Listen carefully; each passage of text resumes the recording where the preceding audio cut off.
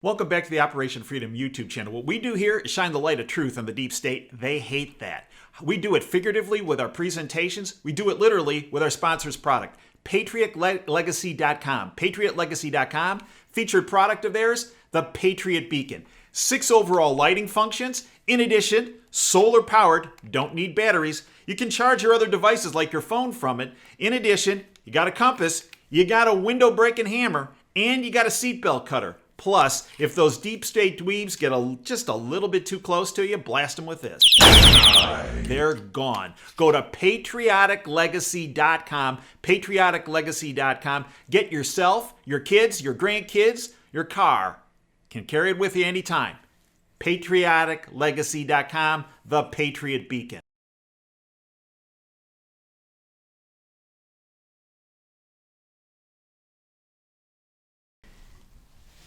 It also takes me back to 1983, the time I was in medical school at Northwestern University in Chicago. We were rotated through various clinics, and at the time I and my friends in medical school were rotating through the infectious disease clinic. In 1983, we were seeing people in our clinics where their immune systems were melting in front of us. They were coming in incredibly ill. And just as we were doing our history and physical intake exams, they were getting worse right in front of our eyes. The term AIDS had not really become a household name at that point. It was felt that this was probably an infectious disease, what we were dealing with, but the virus had not been isolated at that point. And at the time, I was getting a lot of concern thrown my way that I was taking care of people that were in such critical condition with this potential plague. This past couple weeks, I've also gotten a lot of emails from you, our viewers, of people saying and presenting information about the case fatality rate being 6, 10, 15, the R naught, the value of when somebody's infected, how many people they also infect, of being not 2 to 3, but 6 and 10 and 17. People who have become panicked and fearful, and rightfully so, based on the propaganda they're being spewed by the bought-off lamestream fake media. I'd like to read for you the response that I've been sending to a lot of folks. Thanks for your note and your input. I understand your points and your analysis. In 1983, when AIDS first started to be on the radar of the public, I was contacted by one of my former professors in college, a very well-known analytical chemist. He had done an extensive analysis of the data as it relates to what was AIDS at the time, on the disease, and on the results that he had accumulated. In true fashion for him, the analysis was very thorough and very convincing. He told me what was to come with AIDS and the fact that I was having to take care of patients in critical condition with the disease, that would mean that I would not see my 30th birthday. What I learned in medicine over the past 40 years is that we are not the ones who are calling the shots, or the ones who determine the ultimate course of events. The bottom line is, there is a higher power that calls those shots. And we, in the healthcare world, if you will, are but pawns in the system. And we're there to do everything and anything that we can do to help and assist others. I've told these folks that communicate with me by email, I hope you understand what I'm trying to tell you. And I will tell you what I told my professor over 30 years ago when he told me I would not see my 30th birthday. Quote, I believe your data. I believe your analysis. I do not believe your predicted outcome. Unquote. One of the problems I have with the bought-off lamestream fake media is that they're trying to tell you that there's nothing you can do. Nothing. That we have to wait for the big pharmaceutical companies to create the next antiviral that will have God knows what side effects. They don't mention that part. That we have to wait for the big pharmaceutical companies to create the next vaccine with God knows unknown side effects. No. You don't have to wait for that vaccine. And you don't have to wait for that antiviral. There are things you can do to reduce the viral load and the pathogen load that you're encountering. And let me give them to you. Because the bought-off lamestream fake media, for the most part, will not. For 9 weeks on this platform, I've told you to wash your hands before you eat, after you eat, after you go to the bathroom, when you wake up, before you go to bed, after you tie your shoes, anytime you pick up something off the floor. Many people have been very upset with me that I'm trying to trivialize what's going on by suggesting that. No, I'm just giving you great public health information. Wash your hands with soap and water. The soap has a deleterious effect on bacteria's membranes, on the viral coat. Makes a big difference. Wash your hands. I tend to use warm water. Always use soap. How long? Sing happy birthday to yourself. It takes about 15 to 20 seconds. That'll kind of give you a time frame. In addition, when I'm done, I don't use hand sanitizer, and the reason is because, well, that helps, but I find it, and the studies show it's only effective for how long you can smell the alcohol that's in that sanitizer. I use a type of foam that lasts for hours, something called PureWorks. We've talked about it in my videos with Dr. Glidden. We did a video about 7-8 weeks ago. I did another one this past Saturday on boosting your immune system, which is key, and we'll get to that in a minute. What else can you do? Push fluids, particular water. The more hydrated you are, the better off you're going to be. Viruses and bacteria don't like water so much, as far as you taking it in. Stay hydrated. Reduce your sugar intake. Reduce your alcohol intake. If you smoke, stop it. It's time to stop it.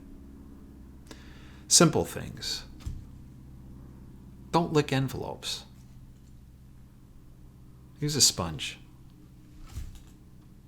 Don't lick stamps. Exercise.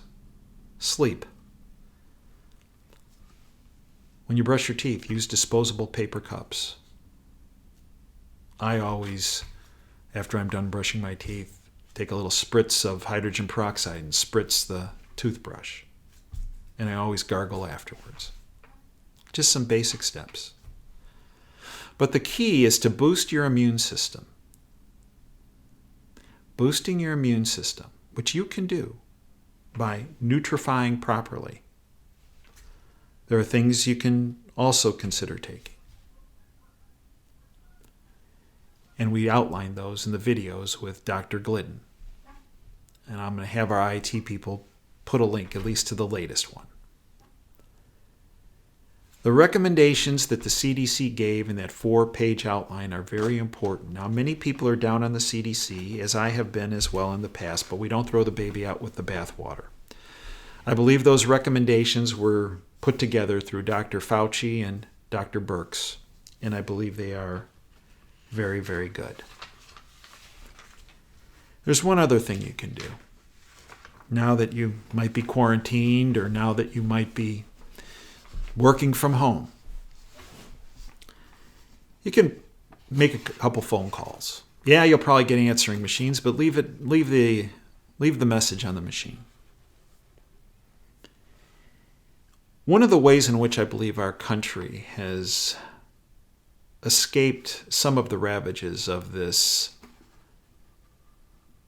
plate of chaos that the deep state has served upon us with this freedom-stripping virus is what President Trump did at the end of January. January 31st, 2020, he instituted a ban from people coming in from China. In other words, importing more of the virus. He has now done the same for Europe this past week and the UK, the hotspots. Dr. Fauci has gone on record saying that it was incredibly important that he did that. It reduced the spread of the virus in our country. When President Trump did that, Joe Biden called him a xenophobe. What a clueless sack that guy is. Washington Post said, and the bought-off lamestream fake media, while they're trying to push fear, well, this was an overreaction. The head of the World Health Organization said this could make the virus worse. And they've all had to eat their words, except Joe Biden, who's still trying to figure out what state he's in, what year this is, let alone what month this is. And now, enter deep state puppets, Pelosi, Schumer, Schiff. And I'm sure there'll be some R's that are involved in this as well. Headline from Steve Watson. Democrats want to reverse Trump's travel bans despite the virus spread. Democrats have introduced legislation that would undo President Trump's travel bans from coronavirus-stricken areas, despite the fact that the director of the National Institute of Allergy and Infectious Disease, Tony Fauci, has said that the impact of the crisis would be much worse had the travel bans on China and Iran not been in place. Democrats want to strip, we should really call them globalists. Globalists want to strip the president of the authority to implement the bans, introducing a bill titled the No Ban Act, which would allow travelers from Wuhan, epicenter, and other infected areas to keep arriving in the U.S. unimpeded. Quote, this bill imposes limitations on the president's authority to suspend or restrict aliens from entering the United States and terminate certain presidential actions implementing such restrictions, end quote, the bill summary reads. The bill further declares that before any travel ban is imposed, the president would be mandated to, quote, consult with Congress, end quote. How special. Democratic presidential contender Bernie Sanders has also said this week that he would not impose any travel bans during the coronavirus crisis. Never seek any kind of medical recommendation from good old Bernie. The action flies in the face of advice from Dr. Anthony Fauci, director of the National Institute of Allergy and Infectious Disease, who told lawmakers during a House Oversight and Reform Committee hearing this past week, quote, I believe we would be in a worse position had such travel bans not been imposed by President Trump.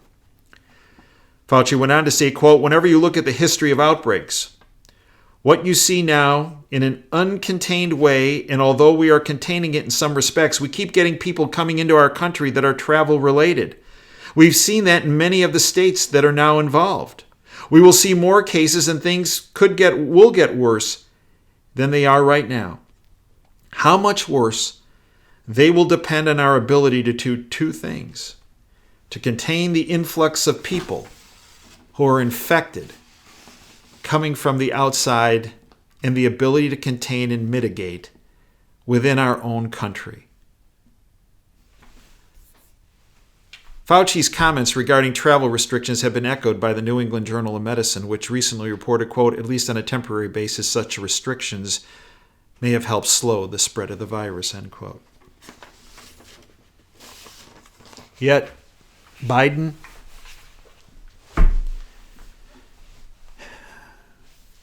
calls the president a xenophobe for doing the right thing. Bernie Sanders wants him removed, not only Trump, but the ban, putting you in harm's way.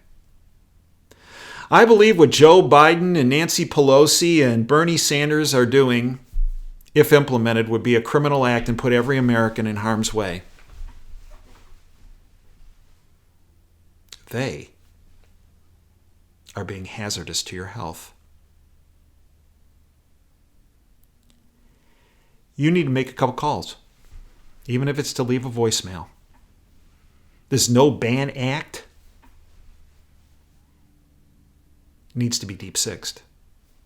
Call your congressman or person. Call your senators. Call the White House. It cannot be reversed, at least at this point. I hope you'll join us at davejanda.com. I hope you'll join us for the radio show. I hope you become a subscriber, because without our subscribers, this YouTube channel goes away, the website goes away, and the radio show goes away. Our goal is to empower you with information that the bought-off lamestream fake media will never touch. Information that the deep state does not want you to know. Because if you have that information, you will not panic. You will not be in fear. That you will act rationally with a measured approach. And in the process, put this entire freedom-stripping virus behind us. Until next time, Dave Janda signing off. Dream big and dare to fail. Thank you for your time today.